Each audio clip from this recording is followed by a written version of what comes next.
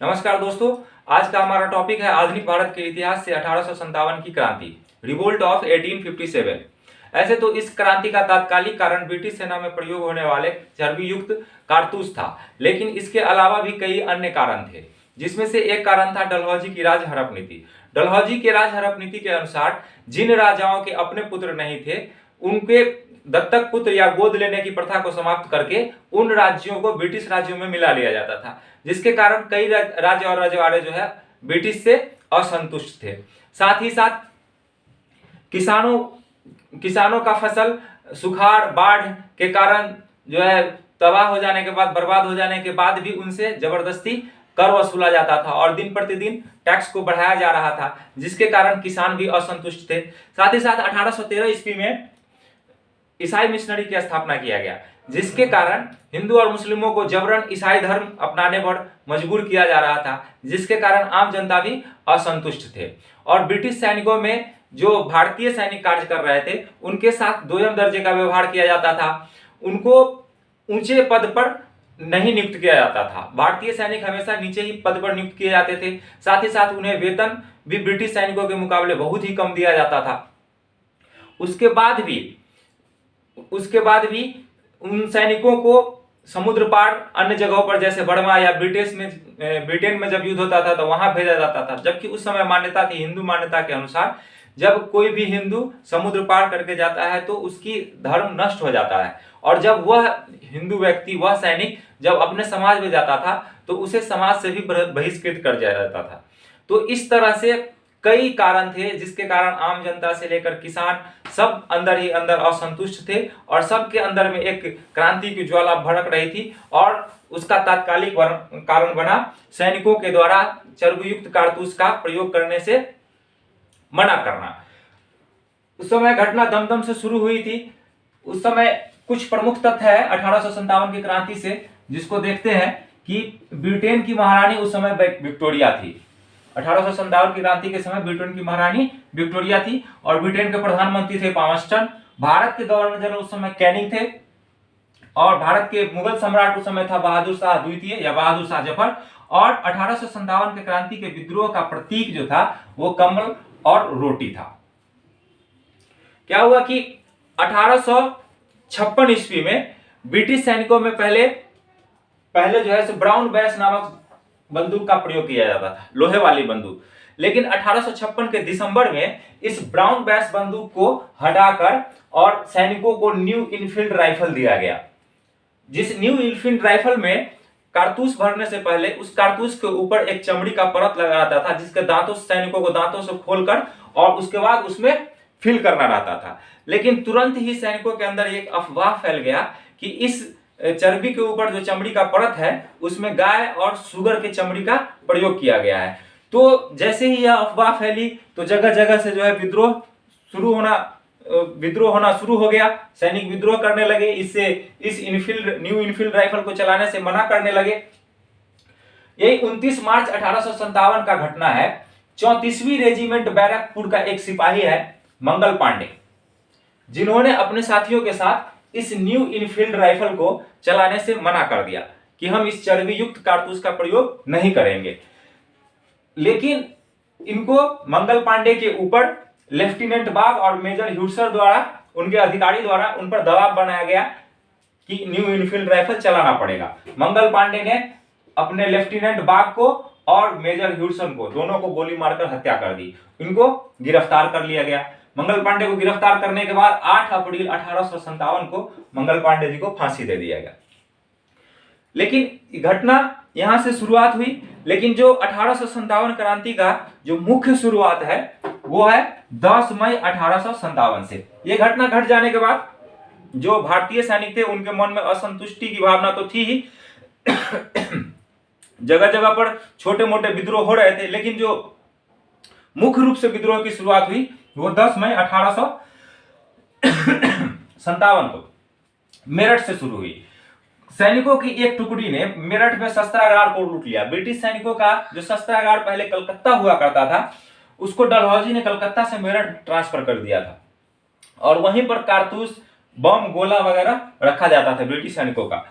तो 10 मई 1857 को कुछ जो थे हिंदुस्तानी सैनिक, उन्होंने विद्रोह कर दिया और विद्रोह करने के बाद जेल में जो कुछ कैदी थे उन कैदियों को भी रिहा करा दिया और पैदल ही 11 मई 1857 को सैनिक दिल्ली पहुंच गए।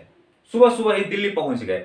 बिपिन चंद्रा इतिहासकार है, वो लिखते हैं कि 11 मई 1857 को सवेरा अभी दिल्ली की सड़कों पर उतरा भी नहीं था, जीवन की हलचल शुरू ही होने वाली थी कि तभी सैनिकों का एक दस्ता राजघाट दरवाजा पार करके, यमुना नदी पार करके राजघाट दरवाजा से दिल्ली में प्रवेश होता है और दिल्ली पहुंचकर वो मिलते हैं तत्कालीन मुगल बादशाह जो कि ब्रिटिश के पेंशन पर ही थे, बहादुर शाह जफर से, और उनको अपना इस 1857 की क्रांति का नेतृत्व करने के लिए उनको राजी कर लेते हैं मुगल बादशाह बहादुर शाह जफर को। और 11 मई 1857 को एक दिल्ली में विद्रोह छिड़ जाता है और भारतीय सैनिक जितने भी थे वो बहादुर शाह जफर के नेतृत्व में या तो ब्रिटिश जितने भी ब्रिटिश ऑफिस थी, जितनी चुंगी थी, या तो उस पर कब्जा कर लिया जाता है या फिर उसको आग लगाकर बर्बाद कर दिया जाता है, ब्रिटिश सैनिकों को मार दिया जाता है और 12 मई 1857 को दिल्ली पर कब्जा कर लिया जाता है बहादुर शाह जफर के नेतृत्व में। और उस समय जो विद्रोह का दमन करता है यानी ब्रिटिश के तरफ से जो सेना नायक है वो निकोलसन था और निकोलसन की हत्या हो जाती है। बाद में वहां का कमान हडसन संभालता है। जब दिल्ली में यह विद्रोह पूरी तरह से फैल गया और सैनिक एक एक करके हर एक ऑफिस जो सरकारी विभाग था उसको अपने कब्जे में ले लिए, दिल्ली पर कंट्रोल कर लिया 12 मई 1857 को, तो यह घटना धीरे धीरे चारों तरफ फैल गई। उसी समय जो झांसी की रानी थी लक्ष्मीबाई, जो गंगाधर राव की विधवा थी, और उनके पुत्र थे दामोदर राव जो कि दत्तक पुत्र थे, तो ब्रिटिश उसको राजा मानने से इनकार कर दिया था और झांसी को ब्रिटिश राज में मिलाने के लिए मजबूर कर रहा था। तो झांसी से उन्होंने, रानी लक्ष्मीबाई ने युद्ध छेड़ दिया अंग्रेजों के विरुद्ध, जिसको कि बाद में ग्वालियर में जो है हीरोज रानी लक्ष्मीबाई को मारकर उस युद्ध को वहां पर दबाया। लखनऊ से यही बात धीरे धीरे सभी जगह पर फैलना शुरू हुआ और यह लखनऊ से जो है इस युद्ध का जो भारतीय सेना नायक है बेगम हजरत महल ने इसका नेतृत्व किया और इस लखनऊ में जो क्रांति हुई उसको हेनरी लॉरेंस और कैंपबेल ने मिलकर उसको दबाया। बात धीरे धीरे कानपुर पहुंची तो कानपुर से इसका नेतृत्व नाना साहब और तात्या टोपे ने किया और यहां से भी विद्रोह के जो दमन करता थे वो कैंपबेल थी। और ब्रिटिश सैनिक एक एक करके धीरे धीरे आगे बढ़ते बढ़ते जगदीशपुर पहुंचे और जगदीशपुर में जैसे ही पहुंचे तो वहां पर उनका नेतृत्व मिला कुंवर सिंह का, बाबू कुंवर सिंह, जिनके बारे में कहा जाता है कि 80 बरस की हड्डी में जागा जोश पुराना था, सब कहते हैं बाबू कुंवर सिंह वीर बड़ा मर्दाना था। तो अंग्रेजों को 1857 की क्रांति में सबसे ज्यादा बार हराने वाले यही बाबू कुंवर सिंह ही थे, जो कि गंगा नदी पार करके आ रहे थे। तो ब्रिटिश सैनिक का एक गोली उनके बाजू में लगता है और एक बाह में लगने के बाद वो दूसरे हाथ से अपने एक बाह को काट देते हैं और उसी गंगा नदी में प्रवाह कर देते हैं और ब्रिटिश सेना से बचते हुए भाग जाते हैं। और उसके जैसा इतिहासकार मानते हैं कि उसके 3 दिन के बाद उनकी मृत्यु हो जाती है, यानी ब्रिटिश सैनिकों द्वारा मारे नहीं जाते, इनकी जो है मृत्यु अपने आप मृत्यु होती है। बाबू कुंवर सिंह की मृत्यु के बाद जगदीशपुर से जो है नेतृत्व किए अमर सिंह और जो दमन करता थे ब्रिटिश सेना नायक थे वहां पर विलियम टेलर थे। इलाहाबाद से भारतीय 1857 क्रांति के नेतृत्व किया था लियाकत अली ने और इसको दबाया था कर्नल नील ने। बरेली से खान बहादुर खान ने और इसको दबाया था हडसन ने। इसी तरह से पटना से जो पुस्तक विक्रेता थे पीर अली, उन्होंने इस क्रांति का नेतृत्व किया था। तो इस तरह से यह क्रांति तो फैली, लेकिन सभी जगह से सभी भारतीय नायकों को मार दिया गया और 1857 की क्रांति को जो असफल घोषित हो गया, क्योंकि बारी बारी से सभी सैनिक मारे गए। तो अब प्रश्न ये उठता है कि इसके असफलता का क्या कारण था? इतने बहादुरी से लड़ने के बाद भी हम 1857 की क्रांति में क्यों हार गए? तो इसका प्रमुख कारण था कि जो 1857 की क्रांति है उस समय का अगर बात करें तो उस समय भारत का अर्थ होता था ये पाकिस्तान, ये भूटान, बांग्लादेश, ये सब भारत का हिस्सा था। लेकिन इतने बड़े भारत होने के बावजूद भी देखे थे कि कुछ ही जगह पर दिल्ली, लखनऊ, कानपुर, जगदीशपुर, आपको इलाहाबाद, बरेली, झांसी, इन्हीं सब जगहों पर जो है मुख्य रूप से विद्रोह हुआ। तो विद्रोह का जो स्वरूप था बहुत ही सीमित था। साथ ही साथ इस युद्ध में, इस क्रांति में शिक्षित वर्ग, व्यापारिक वर्ग और किसान अपने आप को अलग ही रखे, और कुछ ही राजा, दक्षिण भारत के राजा जो है, देखिए ये सब जगह जो है 1857 की क्रांति में अछूता रहा, यहाँ पर थोड़ा मोड़ा ही प्रभाव रहा। तो मुख्य रूप से यही छोटे छोटे, यही बहुत छोटा ही जगह के राजा रजवाड़े लड़े थे, जिस कारण से हम लोग हार गए। हारने के बाद भी 1857 की क्रांति में हार के बाद भी बहुत सारे परिणाम मिले इसके। जैसे इसके परिणाम रहे कि 1857 की क्रांति में जब हार गए तो इसका परिणाम हुआ कि भारत शासन कंपनी में भारत का जो शासन है वो क्राउन के हाथ में चला गया। जो भारत का शासन पहले ईस्ट इंडिया कंपनी कर रही थी, उसको ईस्ट इंडिया कंपनी के हाथों से लेकर और वह ब्रिटिश क्राउन ने ले लिया। साथ ही साथ भविष्य में कोई भी राज्य अंग्रेजी राज्य में नहीं मिलाया जाएगा। ये वादा किया गया कि जो डलहौजी का राज्य हड़प नीति चल रहा था, उस राज्य हड़प नीति के तहत या किसी भी नीति के तहत जितने भी राजा रजवाड़े हैं उनकी स्थिति यथास्थिति रहेगी, राजा रजवाड़े की स्थिति यथास्थिति रहेगी, जहां के राजा जो है वो कार्य करें।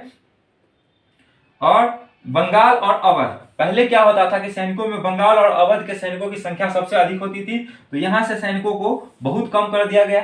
साथ ही साथ जो पंजाब और गोरखा सैनिक है उनकी भर्ती ज्यादा हुई। उसके बाद क्या होता था कि पहले 1857 की क्रांति से पहले यूरोपीय और भारतीय सैनिकों का अनुपात होता था 5:1। 5 भारतीय सैनिक की भर्ती होती थी तो 1 यूरोपीय सैनिक का। लेकिन इस क्रांति के बाद जो यह अनुपात है 2:1 कर दिया गया, यानी 2 भारतीय सैनिक पर 1 यूरोपीय सैनिक। इसी तरह से इसके महत्व को समझते हैं। तो 1857 की क्रांति में समझ में आ गया था कि सिर्फ सेना और गोली बंदूक के दम पर ब्रिटिशर्स को नहीं हराया जा सकता है। इसके लिए हमको संगठित होना पड़ेगा, जो कि एक संगठन का 1857 की क्रांति में अभाव था। हर यहाँ पर जो है सभी लोग अपने अपने स्वार्थ के कारण लड़ाई कर रहे थे। तो यहाँ क्या था, हार का एक प्रमुख कारण यह भी था कि एक निश्चित उद्देश्य का अभाव था। बाबू कंवर सिंह का था कि जगदीशपुर से लड़े, जमींदार थे और उनके जमीन को अंग्रेजों ने, ब्रिटिशर्स ने पूरा हड़प लिया था। तो उस खुन्नस में वो अपना लड़ाई लड़ेगी ताकि हमको अपना जो जमीन है वो वापस मिल जाए। झांसी से लक्ष्मीबाई रानी इसलिए लड़ी क्योंकि उनके दत्तक पुत्र को मान्यता नहीं मिल रहा था। अगर उनके दत्तक पुत्र को मान्यता मिल जाता तो वो वहां से लड़ाई नहीं करती। तो सभी राजा रजवाड़ों की अपना अपना स्वार्थ था, तो एक निश्चित उद्देश्य का अभाव था जिसके कारण हम लोग हार गए। साथ ही और भी जो भारत के अन्य क्षेत्र के जो लोग थे, आम जनता थी या फिर राजा थे, उन लोगों ने इस युद्ध में भाग नहीं लिया, तो हार का वो भी एक प्रमुख कारण बना। तो ये समझ में आ गया कि केवल गोली और बंदूक के दम पर नहीं जीता जा सकता है। इसके लिए हमको अपने देश में एक राष्ट्रीय भाव का बीजारोपण मिला, राष्ट्रीय भावना की बढ़ावा मिली। साथ ही साथ एकता और संगठन का पाठ हमको सीखने को मिला। सेना शक्ति के बल पर ही सिर्फ यह युद्ध नहीं जीता जा सकता है, इस चीज का भी हमको आभास 1857 की क्रांति में हो गया, जिसका उपयोग हम लोगों ने 1947 भारत के आजादी दिलाने में किया। भारतीयों को अपने देश में के शासन में भाग लेने में अवसर मिले।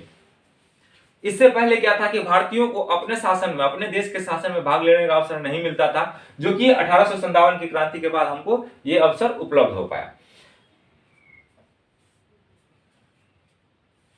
तो इस तरह से यह क्रांति जो है पूरी तरह असफल हो गया, और यह पूरी तरह से असफल हो गया। और